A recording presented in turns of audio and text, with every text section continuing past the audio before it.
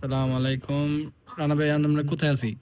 আমরা এখন স্টার কাবাবে আছি, দক্ষিণ কোরিয়ার স্টার কাবাব। ঠিক আছে, এটা তো এখানে এসে কি আমরা আজকে আবার কোনো কোরিয়ান ভাষা শিখবো নাকি? হ্যাঁ অবশ্যই। ওই যে ওখানে দেখেন একটা, ওখানে এটা একটা ভাষা লেখা ভাই, এটা আছে। কি লেখা? এটা থিওত না রিওল?